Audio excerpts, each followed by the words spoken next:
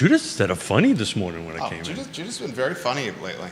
Really? He's been crushing the 12:30 show. Yeah. I mean, he's just been. Look at the affability and likability from Judah over there. Well, likability, I understood. The other word I got to look up. I'm not really sure what that means. Easygoing, likable, approachable. So, today is whatever is on anybody's mind, throw at us, and we'll take it from there. But I'm interrupting your intro, so I'll shut up. We'll get rocking and rolling. Neil Williamson, hello. Sandra McDaniel, hello. Stephanie Wells-Rhodes, hello. Lonnie Murray, hello. Tom Stargill, hello. Donna Price, hello. Bob Yarborough, giddy up and get ready. Spencer Pushard, hello. Valerie Young, she's fantastic, hello. Logan Wells-Claylo, Maud Hawkins, Conan Owen, Sir Speedy outfit, hello. Ray Cadell, hello. We're gonna have some fun today. Judah Woodcower, you ready to rock and roll? Mm-hmm. Let's do it, Judah Woodcower. Quiet on the set. I almost was going to wear that shirt that he had on. You have? That's an Ann Wickauer original. She made that. Not. The shirt or the sweater? No, the sweater. The sweater. Are you running the intro right now? Are we not supposed to be talking? No, we could talk. Good. People appreciate the behind-the-scenes talk. Is he talking about the button-down shirt? Or I guess it's a button-up shirt. We learned that. Are we going to go back to that? We learned that on Real Talk. Are we going to go back there again? That's a button-up shirt. Or are you talking about the zip-down sweater? No, the shirt. I think, Judah, you need to have a camera set up because we're obviously he has a microphone. And the cameras need to be set up. He needs a shot. There we go. You're going to count now. Yeah. Judah Woodcower is about to start counting us in. He's like, these fools, these idiots. Good Friday morning, guys. My name is Jerry Miller, and thank you kindly for joining us on Real Talk with Keith Smith. It's an absolute pleasure to connect with you, the viewer and listener, through the I Love CVille network on a show today, Real Talk with Keith Smith, that is presented by Yes Realty Partners.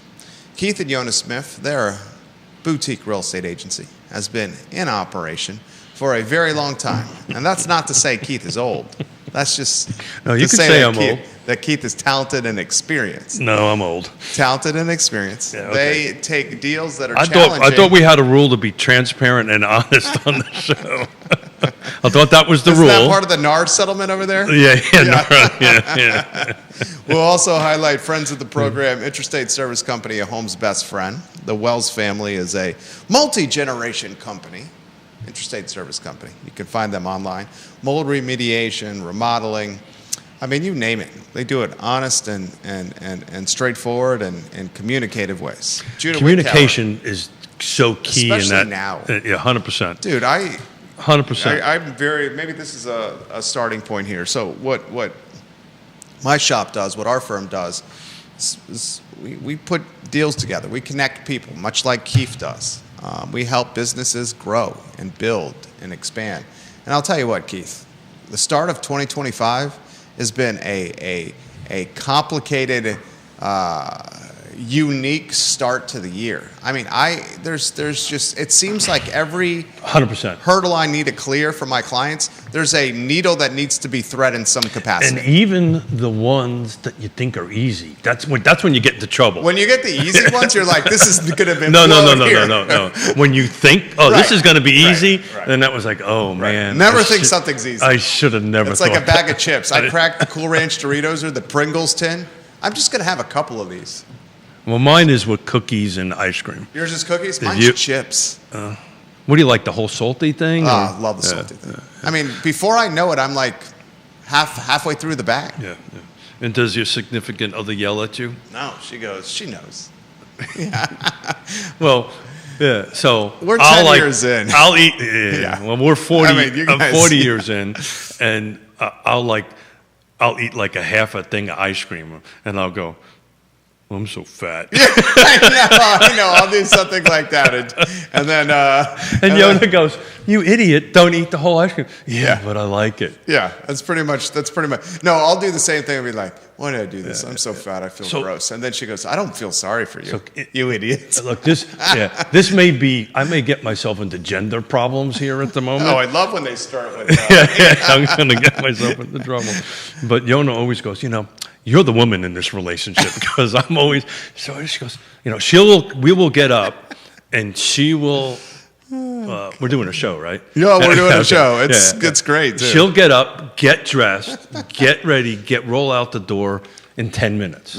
I was like, yeah, no. That's impressive, Yona. I can't do that. It's very impressive. She'll take a shower. It's like 2 minutes. Yeah, it's very impressive. You know, she's in and out, but that's that whole Austrian. She's got things to do, Keith. Well, yeah, the Irish and the Italian in me go, She's got things to do, my friend. We'll take your time. Yeah, you got little things in you. You want my hearing aids? I can take them out. No, these are my earbuds. My Sometimes I put them in and I can listen to the live version of the show, and then I realize that we have the fabulous Judah Wickower. We can have a free shot. Do we have a shot set up for you, Judah Wickower, on a glorious and gorgeous Friday morning with friends sitting at the table? Keith has dubbed us the Three Amigos. The Three Amigos today. That was a great movie. Who's Steve Martin? Oh, Is it Steve Martin? do Chevy we want to Chase? do that on who's who were there? Like who's the Steve Martin character? Yeah, on Real Talk with Keith Smith. So there was So it's what? not Steve Martin. It's Steve- Martin Short, Steve Martin was on there. Steve Martin and Chevy Chase, and Martin Short. Yeah, there you go. Who's Steve Martin? Who's Chevy Chase? And who's Martin Short? Well, he's Martin Short for sure. Why is he Martin Short? Because he's just shorter of the No. three. Well, hold it. No, take back. Yeah. I haven't seen you guys. No, I'm taller than he is. I'm taller. Well, than he particularly when you get the hair. is. I mean, that's one of the reasons why I do the hair. And that's about an inch and a half over there in the height over there. Yeah. In my thing, I'm trying to say, stay on there, don't fall off. Yeah, Are I don't you the know. Chevy Chase? Or are you the I would think I'd be more the Chevy Chase. Steve Martin? Oh, maybe the Steve Martin. I thought you would have been the Steve. That's a flip up. I can go either way. Well, which would you want to be? Keith Smith. Well, I like Steve Martin as an actor and a performer, so I would want to be more like him. Neil Williamson. What do you Chevy- think? then- Neil knows the three of us very well. He does, and he's a movie.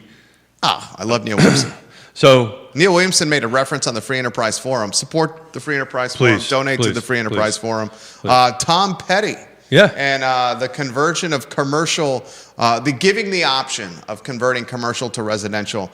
He references the late, great rocker Tom Petty and literally highlights lyrics in his commentary. The waiting is the hardest part. Every day you see one more card. You take it on faith. You take it to the heart.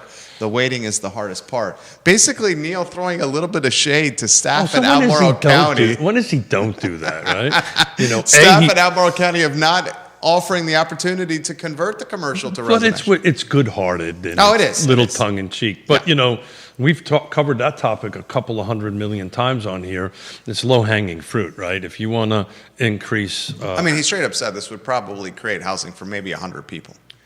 it would. But at the same time, 100 people is better than 0 people, which is the point Neil makes. But. No, No, you're supposed to say and, not but. yeah. Where's your daughter? Yeah. She needs to keep us straight over here. She would. So this is what she did. She said she kept it at a third grade level. If you use but, it negates what you said before. If you use and, it adds to it. Oh. Now, Oh. you know, I was going to say I have a 6th grade education, but that would offend 6th graders. But you got a PhD in street I got smarts. street smarts, yeah. So I try to keep that in mind when I use my words.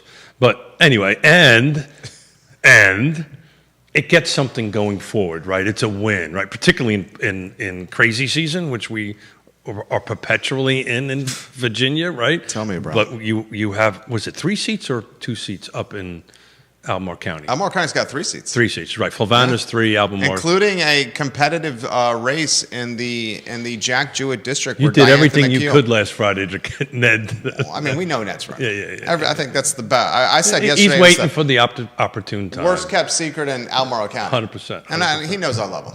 So, did you see my post where I actually had, I'm working with another agent who used the term a brilliant real estate brain. Yeah, this is when you were in another Toyota truck. And the funny thing, the second half of that story, which I didn't put in there, when I did it, and the guy was tapping on the door and pointing to the truck, and we ended up having a conversation.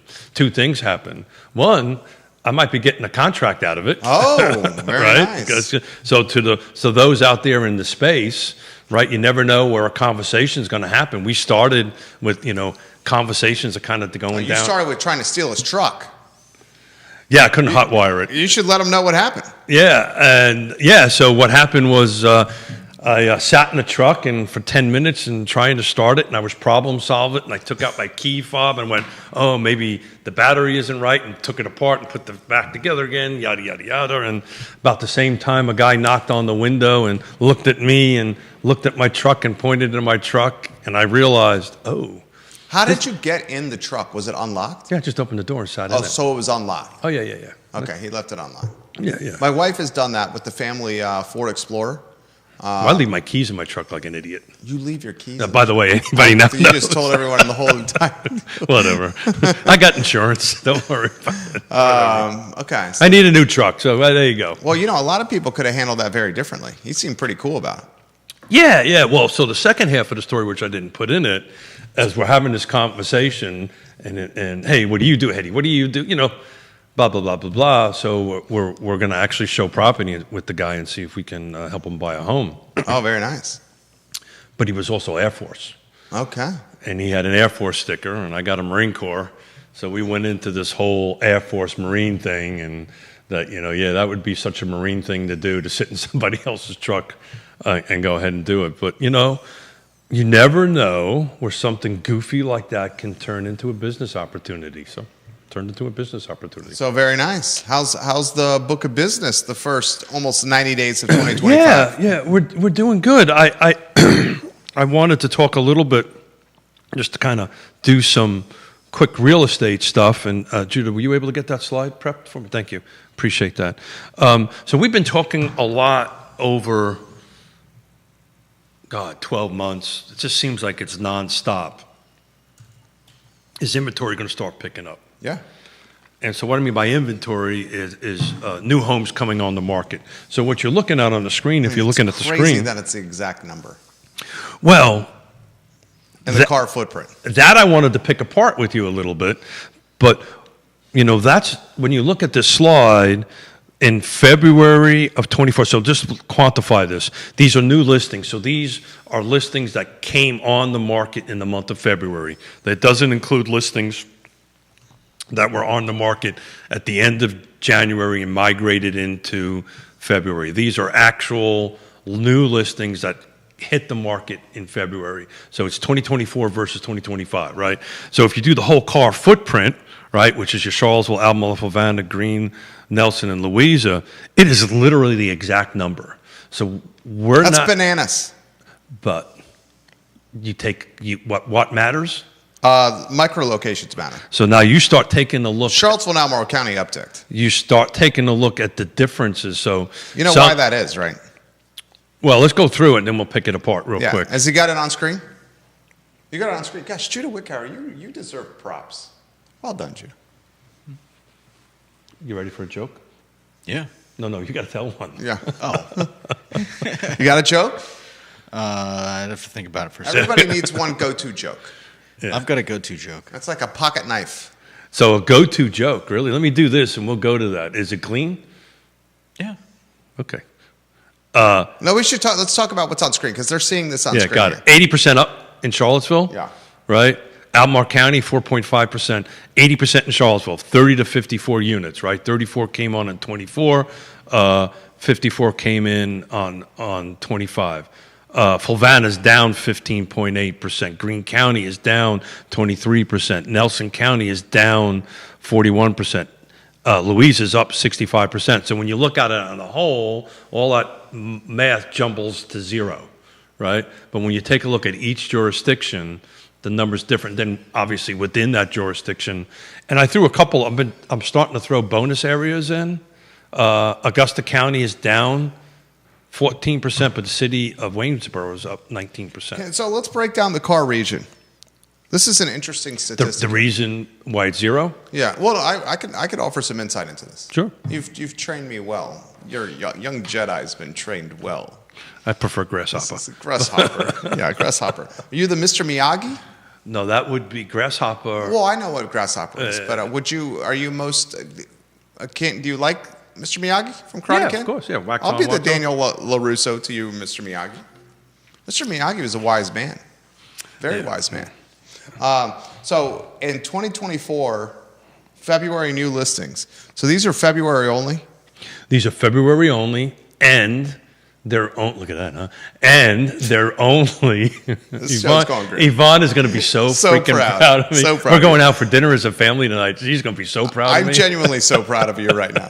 February only, and Well, what people don't know is I wrote it on my hand, so they can't see it. They can't see the rules are on my hand.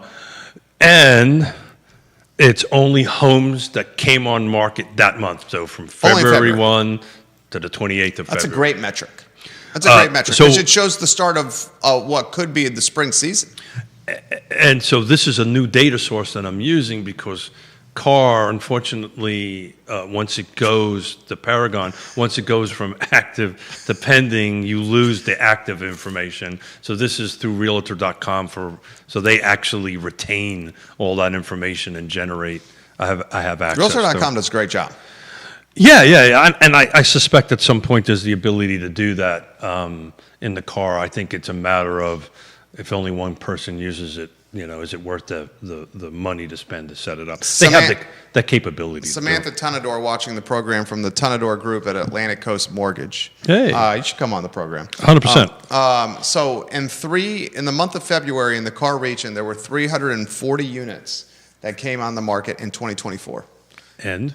In 2025, the month that just happened, there were 340 units. I don't think I've ever seen the exact The number. exact number, ladies and gentlemen. Just absolutely bananas right there. However, for the Charlottesville city limits, there was 80% more inventory on the market in February, 54 versus 30. And for Albemarle County, for the month of February, there was 4.5% more units, 140 versus 134.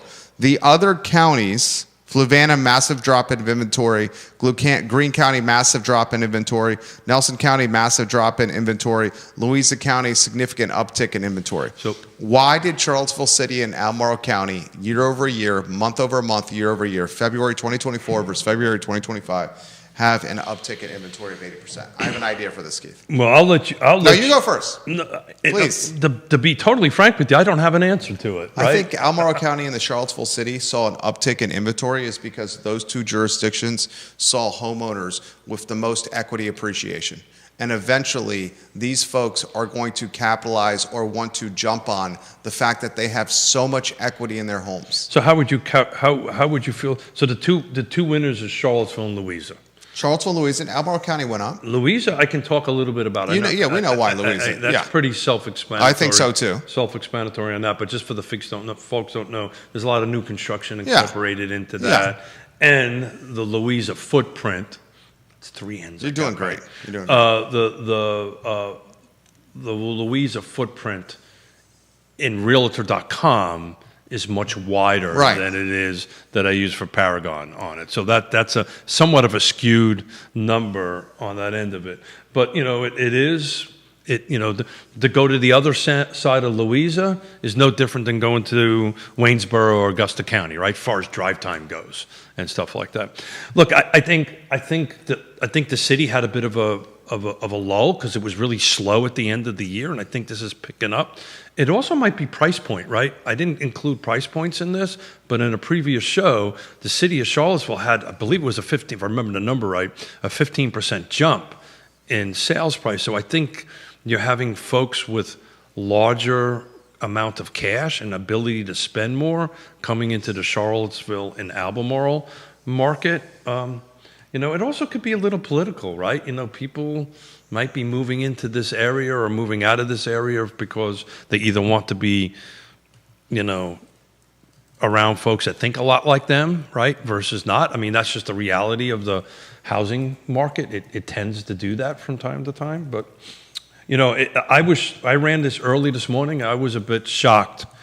I wasn't shocked to see things equal out. It feels like it's the same exact as it was this time last year, but the where has changed a little bit, right? The increases has changed a little bit. What I probably should have did is I could have did a 2023 numbers and take a look at a 3-year running for February, and we might do that next time. Viewers and listeners, let us know your thoughts. I'll relay them live on air. Logan Wells, Claylo, Vanessa Parkhill, thank you for watching the program. Comments are starting to come in. I appreciate the activity. Greer, welcome to the program. Michael Pruitt, welcome to the program. Lottie Murray and Neil Williamson, very curious of your thoughts. Georgia Gilmer, very curious of your thoughts. The developer Cully Baggett, curious of your thoughts. Olivia Branch, thank you for watching the show. Sergio Buchensky and Ray Cadell, I'm curious of your thoughts. You're in the profession and the industry. Keith, I'll throw this to you. Do I need to make Charlottesville City at an 80% uptick February 2024 versus February 2025, 80% uptick, 54 units. I see folks in the city looking to jump on the fact that since 2018, 2019, home values have appreciated north of 50%.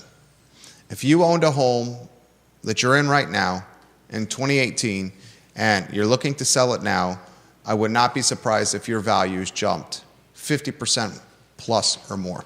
So the interest rate environment, people are starting to see as the norm. It's normalized. Oh, yeah, 100%. It's no longer 100%. this consumer of, I want to wait and see what happens. 100%. It's now, this is our rate environment. 100%. That ship has sailed. That ship has sailed. Gone. You have missed the 2, 3, 4%, Yeah, and it stings a lot of people, but that is what it is. And in the grand scheme of things, if you're in a jumbo loan environment, you're 7%, just call it 7 points, maybe slightly above 7 points in jumbo. If you're south of jumbo, you're getting what, in the mid sixes, low sixes, depending on your credit profile. Yeah, there you go. Depending on your credit profile. Regardless, historically, this is a fantastic interest rate.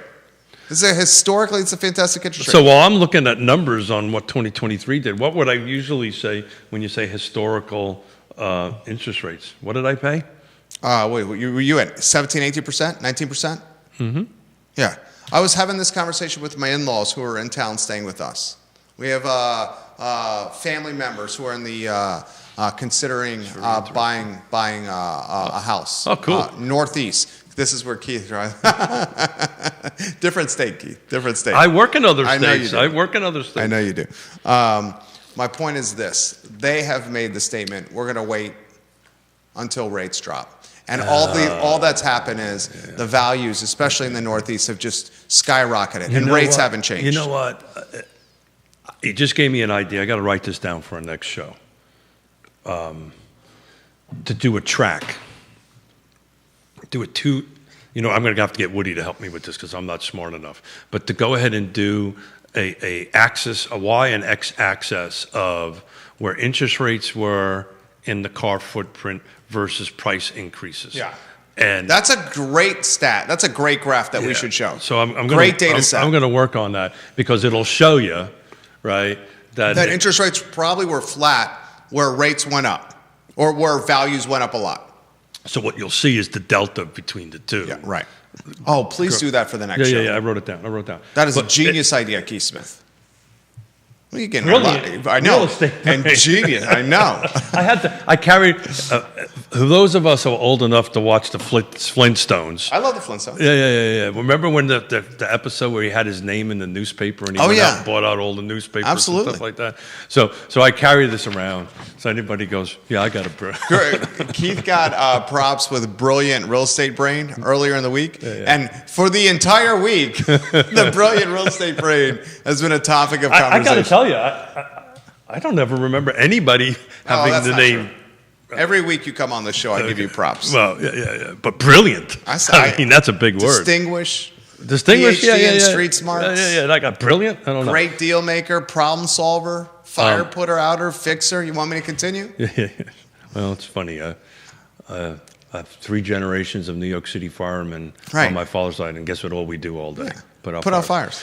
2023 car footprint, same month, 250 units. So that came on. So if I would have added 2023 into this, massive uptick, right? Now I would love to see 2022. Okay. Or 2021. Okay, I could do that for you. It's going to take a little bit of time because these numbers would be lower than those. But in Charlottesville, so that you know, 2023 was 22 units hit the market the first month of of February in 2022, 30 and 24, excuse me, 2023. I apologize. I meant 2023. So 22 units came on Charlottesville in 23, 30 and 24. This is February, new units, and it was 54 and 25. But there was a substantial jump between car footprint between 23 and 24. We've been talking about in the beginning of the year what I thought 2025 was going to feel like. It's going to feel like 2024, and these numbers are Back it up. Are backing it Yeah, up. you predicted this. So, Which was when you were making those statements in 2024 and the second half of 2024 that 2025 is going to be a lot like people were pleading that was not the case. yeah, I got called not brilliant. Right. And what they highlighted, and frankly, I misread this a little bit. I thought that we would see an interest rate environment that was much lower Oh no, in 2025. I knew in November. You thought I thought in the first quarter. I knew in November after the election that was not going to be the case. That was not going to be. I mean, this, and we're not going to talk politics at all. But clearly, the tariffs have created vulnerability in the market. Well, I mean, you hope long term that the tariffs are a path to stability. But in the short term, the tariffs have been a path to vulnerability. that is yet to be determined. Right. But I knew there was going to be seismic changes, and the market generally doesn't like that, right? And they don't like uncertainty. And to be, again, I'm keeping a track on the 10-year T-bill. We've covered this a couple of million times here, right? The 30-year mortgage rate is a market-driven mortgage rate, right? It's people who are buying into it or selling it out of it. It's that simple. It's like orange juice, right? And so that's what you have to watch. Now, does all these other factors play into it? Absolutely. But let's set expectation, folks. This will have a 6 or a 7 in it For a while. for a long time. And I think people understand that now. Well, It took them a while to get there. Well, it's usually the case, right? It takes a while for people to get it. Everybody kind of has this feeling. I think, people are getting keys to the golden handcuffs and they're realizing, okay, I'm hitting one of these Ds. The golden handcuffs, folks, are let's cut to the chase. There was an interest rate environment created during the pandemic of 2%, 3%, and 4% rates. And they created golden handcuffs for homeowners that said, I'm not going to get off this rate ever. Well, but now what's happening is life events are pushing folks off the rates. It's either the diamonds, the divorce, the diapers, the death. And frankly, another one we should come up with a D for that, is the equity positions of these homeowners. What's another D for right there? So it's diamonds, Yeah. diapers, I said that. diapers, Divorce. Death. downsizing, Okay. death. Yeah. And then what's the last one we want to do now? What do we want to come up We with? the equity position. And we have to come up with a D word. We for should come up equity. with a D because they have significant equity. I wish we had like a thing that you can tell it to come up with words. Or maybe AI. Yeah, this man is an AI virtuoso over here, if you haven't noticed. I don't know about, just take a look at my, maybe AI's made me brilliant. I think that's really what it is. This is all AI, folks. This ain't. That's not true. That's not true at all. Yeah, so somebody who's watching, if they want to come up with a 6D for equity. For the equity. So what do we got? Diamonds, diapers, Divorce. divorce, downsizing, Yep. death. Yep. We need a 6D for the equity position. Judah, you got a 6D for us? Yeah. The homeowners that have distribution, I don't think that one works so well. Yeah, it's got to be sexy. Yeah. All right. We're going to have to work on that. We'll let AI help us out. My wheels are turning. Viewers and listeners, you got anyone for us? I would very much love your suggestion on that. What would be a good D for that? All right, keep going here. You're about to make a really good point over there, Keith. I'm No, don't. I knew you were going to go down this rabbit hole. Gosh. No. Distribution is what it came up with, by the way. Distribution is, equity distribution, because you're going to distribute it to another home. I don't know. So what year did you want to see? I'd love to see COVID, the peak years of when turkeys, as Jonas says, could fly in the wind. So you're looking at February 2021, 2022 was for inventory for February, active listings. Okay, I'll tell you. Good thing you're a whiz on Paragon. Judah, did you come up with one? I see the wheels turning over there for you. You're a So, wordsmith, Judah. 2021 new listing count in the car footprint. Wow. I'm gonna let you talk for a second. I want to double check this, make sure. Is it a high number? Very high number. For 2021? Yeah, very high number. Yeah. I mean, is it close to 2x? Yeah. Yeah. Yeah, I mean, that was just bananas time. Yeah. Hold on a second here. Hold on. That was bananas. I figured it would be close to 2x. I want to just make sure I got this right. Bill We're talking. McChesney says Doge. Doge. Yeah. The acronym. So here, Bill, I appreciate it, brother, but you know, the acronym of 2025 is Doge. Much to the disappointment of so many people. well, we'll see how it goes. But hold on a second here. Did you ever figure out if the town hall yesterday with the UVA School of Medicine was tied to pay cuts for the employees? Judy? So you're pretty damn close. 534 534. in 2021, February. That's a massive delta. 2020, 534 roughly. So No. it's double it. Yeah. The thing on the Doge thing is, you know, I've learned a long time ago, don't piss off one half and make the other half happy. Right. I stay away from the Doge. Oh, yeah. I stay away from the Doge. I do see how the Doge is impacting the area. It is, but it's interesting. I mean, there was one media outlet locally, Chris Graham of the Augusta Free Press, reported yesterday that the UVA School of Medicine was hosting a 2 p.m. town hall yesterday afternoon with its employees, and the School of Medicine was going to do 5, 10, and 15% pay cuts because they weren't getting the same level of federal funding, which I think was about $25 million. Yeah. So they were basically going to go to rank and file and say, we're going to pay you less money. You know, back to November and back to the 30-year mortgage rate, as everybody knows, I chair the Piedmont Community Land Trust, and I'm on a couple other boards and connected to PHA via a partnership. And about 2 years ago, I kept on telling everybody, we got to stop depending on federal money. I didn't know, you know, I'm not brilliant enough to know why. I just been around long enough to know that the pendulum was about ready to swing. And unfortunately, we didn't get in front of it. And unfortunately, now everybody's in panic mode on trying to bring up how to raise money. I actually working on an idea that off book I want to share with you, where we're going to become where the land trust is looking to become its own lender.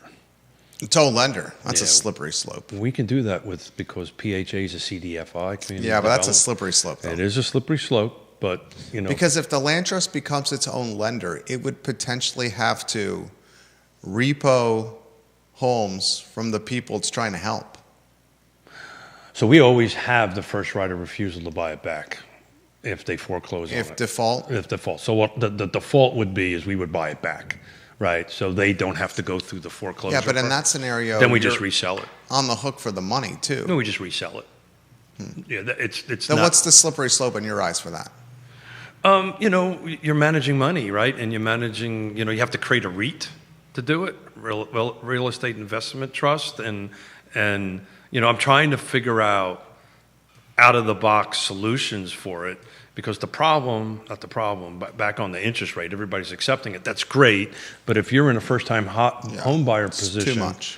It needs to be a 5, Yeah, right? So what we do is we create a REIT. We promise, you know, impact investors or angel investors 3%, 4% return on their money, lend it out at 5%. I wasn't supposed to talk about this, by the way. Well, go ahead. I mean, you'd have to find a philanthropic investor because the 3% and 4% return is just not enough. And you know what? There's enough of them around here for that.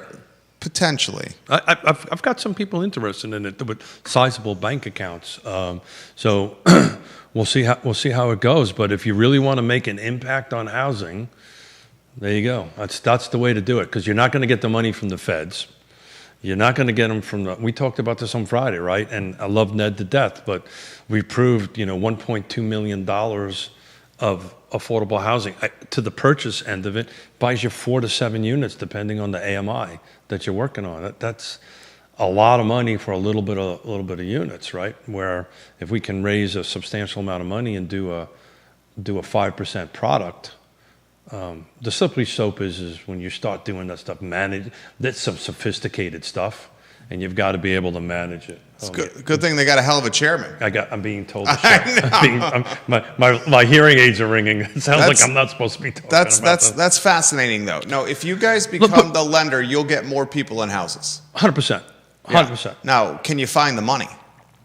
That's a different story, right? But that's salesmanship, and we know a couple of people that are good at that. Absolutely. Yeah, but can you find the money in a tighter? Even the top 10% gets stung a little bit when the market's in flux like this. I get all that. These are generally people with a ton of cash and trying to figure some place to park. Right. Yeah. And you just have to appeal to the philanthropic side. And then the other side of it is we're also a nonprofit. So it becomes a double-edged sword, right? If you get a little bit of return plus, depending on how it's structured, you also get a little bit of a write-off. Now, the money that goes, to be clear, the money that goes to the mortgage is not tax deductible, right? But you can split it up. You can say, okay, I want to do 50,000, whatever, X amount of dollars to the nonprofit. That's not a bad idea. Yeah, I've been working on it since December and wrote out a couple of. In some ways, you would also be competing with the Carr Foundation there. No, Carr Foundation is going to be a partner in it, so there's going to be a three-way partnership in it. Okay. So they're going to. Doesn't the Carr Foundation also need the money from the same people you're going to be asking money from? So there you go. That's the problem with this. There you go. There's only so many of those people that you can knock and ask for money. There you go. And isn't it better to do it as a partnership with a bunch of people than individuals? So. Thank God we didn't talk about that. Oh, nobody else knows about it. That's good. I appreciate your creativity. I'm gonna bend over and tie my shoe. I appreciate your creativity as Dave Norris is watching the program. I promise him all the white paper. I just haven't gotten it Neil yet. Williamson is watching the program, as Mike Pruitt is watching the program right now. Yeah. Well, but we gotta think outside the box, right? And I've apparently have a brilliant real estate brain. You're a problem solver. That's an interesting idea. Yeah. Out of a scale of 1 to 10, I think we're past 5 on it as far as concept. We'll see if we can get to the other half of it and make it work. But if there's people out there that are looking to invest some money and get a return, I think it makes sense. How do you characterize them? I ask you this question maybe once a month. Very curious of how you describe it now. How do you characterize the market now? Well, that's part of what I did this for. Yeah. Right? The stable, balanced, still a seller's market? Yeah, becoming more of a buyer? I mean, how close are we to balanced? I know you're going to start looking at inventory levels and DOMs here, but just back of the napkin.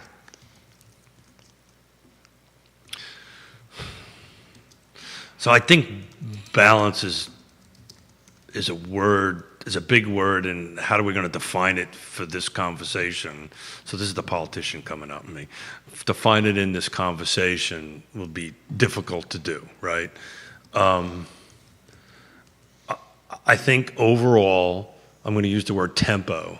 The overall tempo, and I think these numbers prove that, is very similar to what we were having last year. So I want to check that box that it feels like the tempo is kind of the same, a little bit maybe higher than that, because of, hey, I'm over with this 7%, let's go move forward, right? One of the 5Ds or 6D, which we haven't figured out the sixth one yet, has kicked in, right? I got enough equity, I'm ready to go, let's put the house on the market, let's make the move.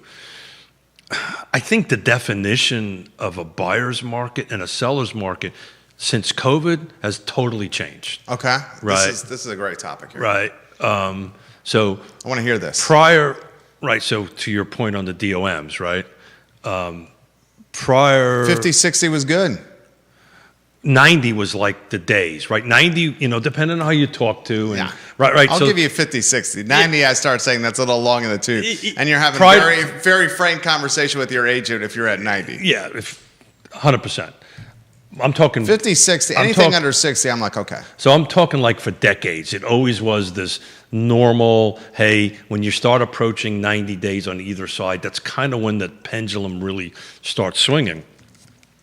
I think since the unicorn years, we're closer to 30 to 40 days, right? So when you start looking at, and I haven't done it yet, the DOMs, when you start looking at the DOMs I'm talking median DOMs, not averages, right? Because there's always going to be extremes on either side of that equation. When you start getting those in the 30s and the 40s, it's probably going to switch. But it's really about inventory, right?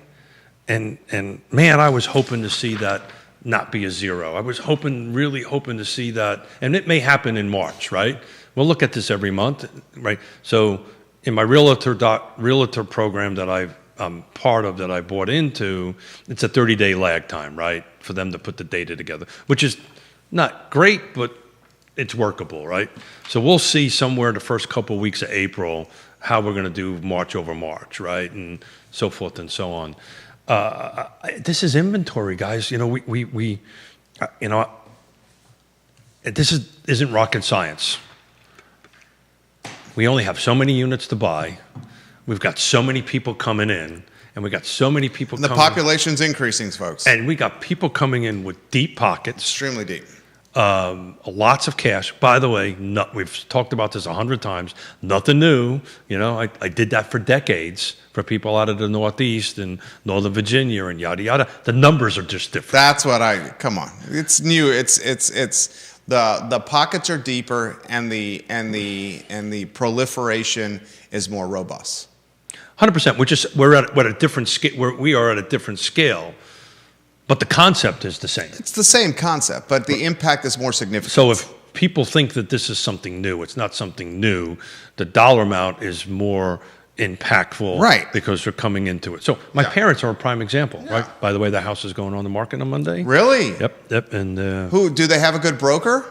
No, but we're looking for one. You know, Anthony. I think it's called Jonas Smith. The studio, wait, there's a certain term. What is it? Yeah. My mother watches, so be careful. What's the term we're using? I've forgotten. No, it ain't a basement apartment. No, I know it's not a basement. What do we call it? An independent living. A cottage? Is it No. I wish we could. I couldn't.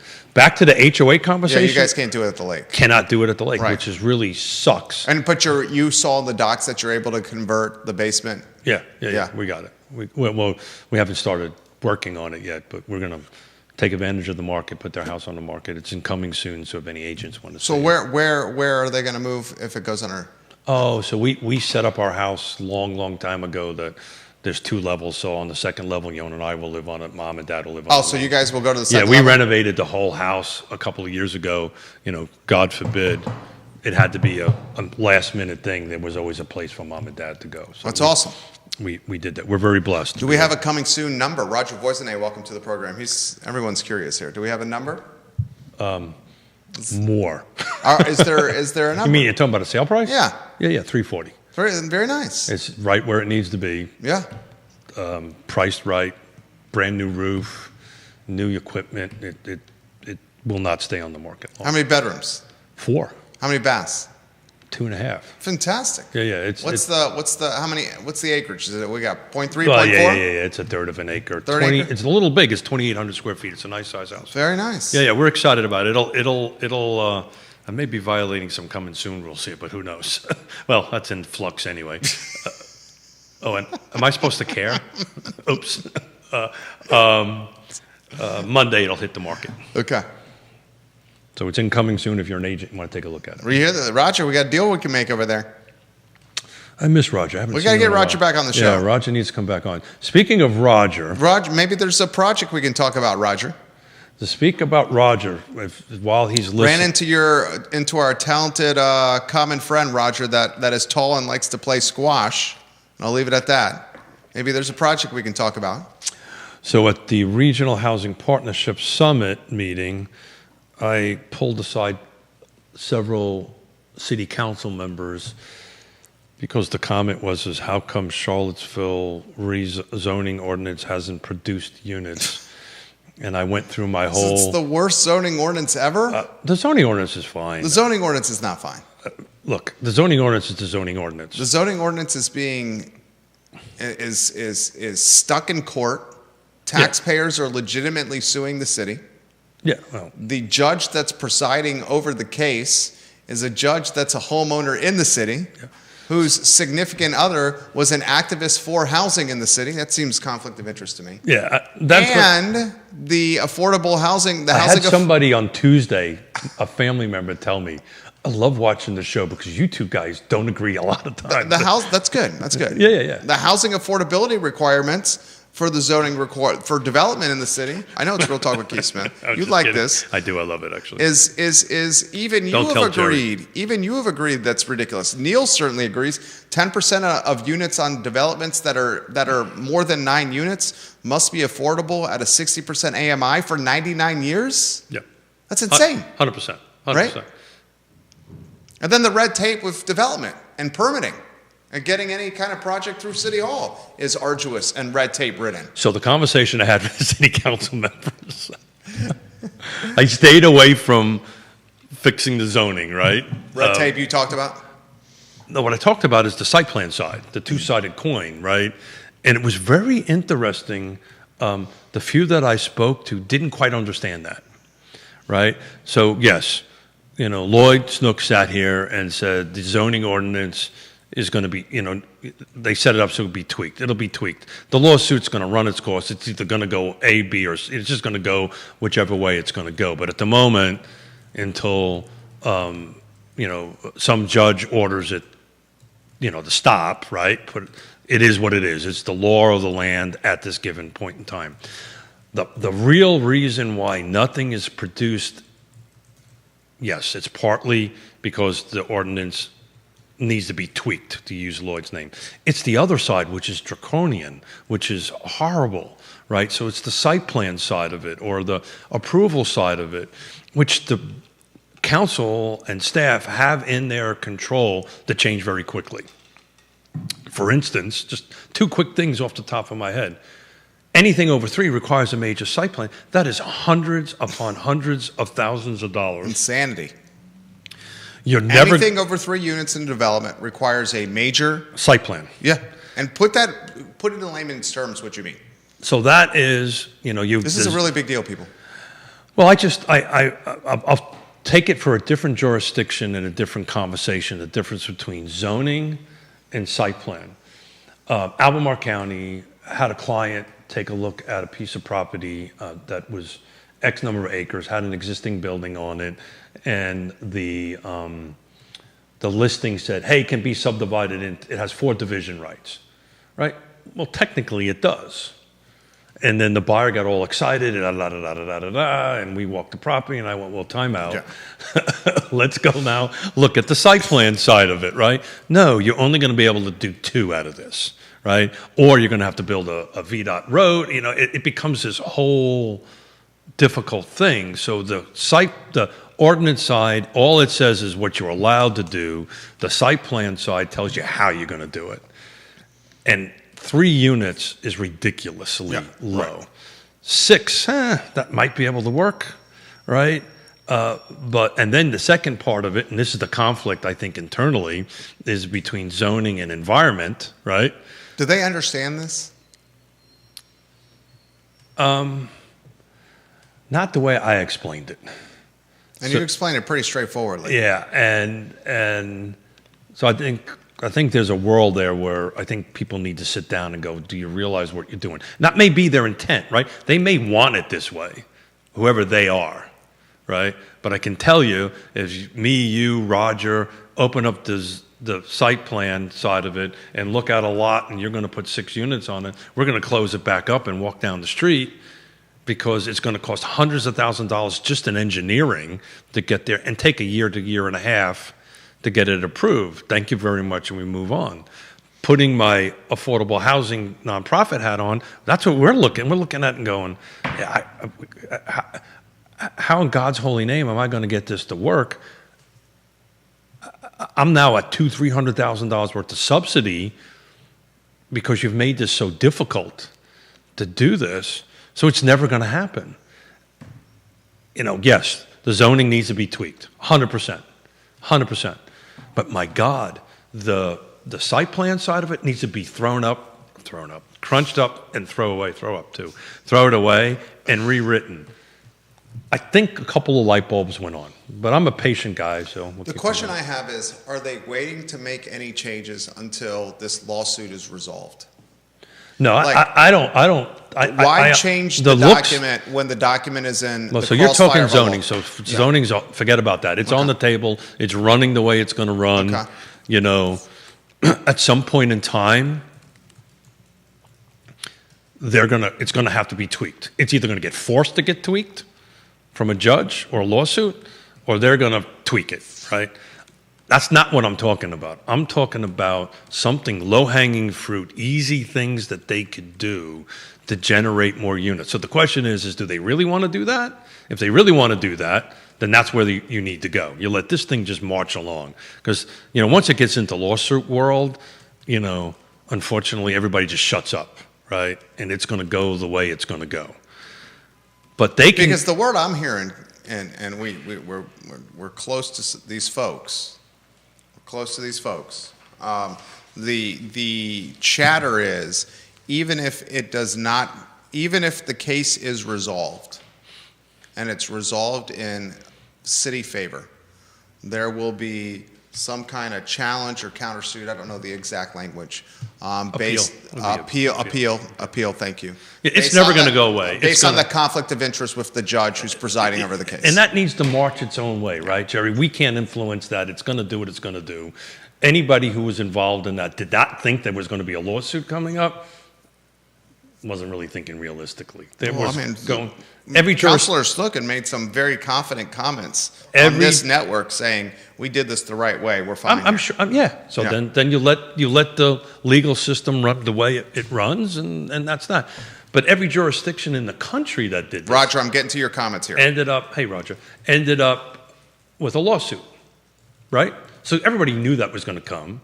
Everybody, I think, was prepared for it. But I would love Roger's thoughts on it. So I know, that's why we need to get him on the show. If there was, sure. Because he's doing this. Okay. If there was, I've offered it to him. He's welcome anytime. He said, my little site plan, which is in Woolen Mills, guys, which includes saving the existing home, creating 4 sublots, and building 3 new homes, He did a workaround. is now in its 13th month with no approval or resolution. Did So- you, so did you viewers hear- and listeners, did you hear that? No, did you? So Should I say it again? Let me you can read say the it comment. again, but I'm going to tell you what he really means. Yeah. He says, my little site plan, which is in Woolen Mills, and we're good, which includes saving the existing home. He's keeping the home, Yeah, sure.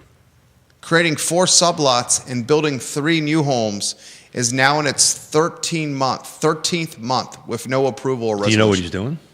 Go, offer us. It's a workaround, right? He's just creating 4 sublots, which the zoning ordinance will allow you to do that, instead of going through the process of doing 6 units or whatever it is. They're just doing a workaround. And I know Doesn't this, he need the 4 sublots because there's going to be 4 structures on the... but that's not what they originally wanted, though. I'm pretty sure that is what they originally wanted. But it's not. Roger, we're going to let Roger talk Yeah, about Roger, this. can you offer But- more comments in there? But I can assure you, they created a workaround because they eventually hit the brick wall because the way that they wanted to do it, they couldn't do it. So now, if you create 4 sublots, right? Now you have 4 separate lots. You put 4 separate individual houses on it. You're not dealing with the three unit site plan. It becomes a very different animal. I don't know how I can explain it. You're doing a good job. You're doing a good job. Better than that. The problem is because of the second side of the coin, it's caused people to get so creative, but we're still not getting what we want. Look at this, I took my glasses off. Must make me look brilliant. Got to make me look brilliant. Hold on a second. Now I look brilliant because I can see what I'm saying. They're not getting, look at the carrying costs here. Yeah, but I get all that, but because the second side of that coin is so effing complicated and just can't be worked, they've created a workaround. So they don't have to go through that process. And I'll let Roger tune in on it, and he's welcome to join Please, Roger. anytime that he wants. And I may have said more than I was supposed to No, say. I don't think you have. That's what it forces the market to come up with these outside of the box solutions that ultimately don't get anybody what they want. Because if you think about it, the most talked about project, which is on Alderman Road in the Lewis Mountain neighborhood, that has not materialized. It can't get through site plan. Well, no, in that scenario, the neighborhood is utilizing covenants and restrictions against Evergreen. The project on Barracks Road, is that materialized? That's not materializing. Yeah. Rogers project's not materializing. And I'm all I'm saying, if the city, I think there's a philosophical conflict amongst the city councilors, to be honest with you. I think a percentage of them want more housing, want more affordable. Natalie and Michael want more housing. More affordable housing. But I think there's a hang-up on the environmental impacts. And I think they're having a hard time negotiating or reconciling the both, right? Because back to this 3 lots thing, so what I was going to say earlier, the state, right, because this is a Dillon rule state, I may have my numbers not exactly right, but it's close. I believe you can do up to 9,000 square feet of disturbance without an E&S plan, erosion control plan. The city's at 4, right? So think about it. If you're building a house with a 2,000 foot footprint, you're halfway there. That doesn't include the rest of the thing you have to do. And the ones that we're looking at doing, the land trust are doing, because of all of that, we got to put like underground storage, right? The erosion control plan is hundreds upon hundreds upon hundreds of thousands of dollars to get it done. Is there another way we can do this that still saves the environment? Like, I'm all about the environment, right? But also tries to get affordable housing, and it seems like we get stuck at this crossroads and nothing happens. So there's my soapbox. There you go. Keith Smith on point today. It's the coffee. That's and good. The brilliance. Very, very, very good stuff today. But that was shocking. I did not expect 0, Jerry. I did not expect 0. No, who expected 0? I didn't. When I did it at 0:30 this morning, I was like, whoa. Any news you want to highlight in Fluvanna County with any of the supervisor positions? No, we know Chris is running. Any competition for Chris? At the moment, no competition. Tony O'Brien? I think Tony's going to run. He's welcome to sit and talk, so I've kind of reached out to him. Any competition for Mr. O'Brien? None yet. I think my personal opinion is I don't think you're going to see anything happen with the primary deadline, which is we're coming up on it real hard. That's why I'm asking. I think it's like April 7th or something like that, or somewhere along those lines. They may run as independents, which gives them to June, right? So to kind of see, they could be running as an independent, but maybe have Republican or Democratic thinking. Your friend Nat Galloway? That's his story to tell. So we gave him a couple opportunities. You got 2 candidates in the Jack Jewett district. Yeah, so we're I think, come April or so, once everything kind of shaken out here, I don't, Neil will know more than me. I'm not hearing a lot of contested. Jack Jewett. Is it contested? Oh, yeah, and the Democratic primary. Primaries are good. Yeah. So I think that's like the only one. In Albemarle County it is. No, I think Charlottesville City's got a contested election in the primary now.